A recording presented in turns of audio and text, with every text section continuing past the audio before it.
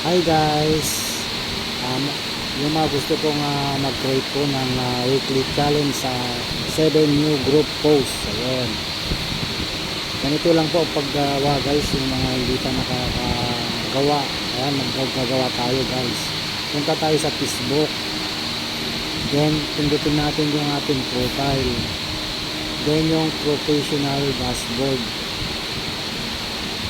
Ayan, then lalabas po yung continue your weekly challenge.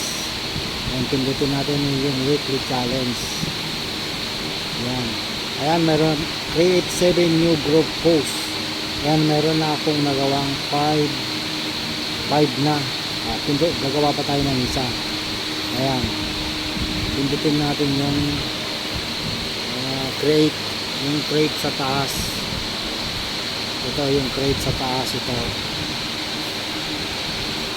Ayan, then i-close natin tong dalawang nakaka-open na to. Then new group post. Ayan, gagawa tayo ng Sakli Official. Sakli Official.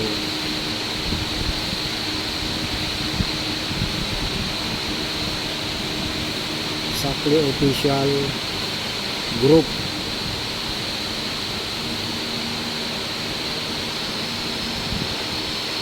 Ayan, Sakli Official group. Then i-ano natin, pindutin natin yung choose privacy. Kailangan tayo guys naka-private. Saka na lang natin i-open pag gagawa na tayo ng mag-invite. Ayan, naka-private na. Create group. Ayan o, create group. Ayan, create group. Tapos next mo lang guys, next, yung next sa taas. Ayan, ganyan lang ko. Tapos yung next lang natin. Ayan, tapos done. Ayan, naka-create na po tayo. Sakli Official Group. Ayan, Sakli Official Group. Tapos ibalik natin sa natin, pindutin lang natin ito. So, mamaya, yun, naging 6 na, 6 na. Kanina 5 pa lang yan. Ganun lang ang paggawa guys ng ng create 7 group post. Ayan, thanks for watching. Pupunta na tayo sa aking channel. Pag yan, makukumpleto din yon.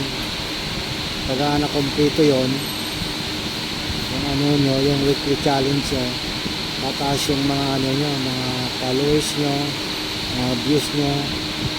Yan, dalaw-dalawa nyo yung mga nagpapalo sa inyo. Yan, malapit pa siya, kunti na lang para yun, nakumpleto ko na yung 650 views. Yun na lang din, create 5 new public reels, lima na lang. Tapos yung create 8 new public posts, malapit na yan, 1 week yan. Pero pwede mo naman kahit hindi 1 week mong gawin. Yung kailangan maraming nagla-like sa inyo para get 360 interaction on your post. Kailangan makuha rin yan within 1 week. Yan, kunti na lang para makumpleto na. Thanks for watching.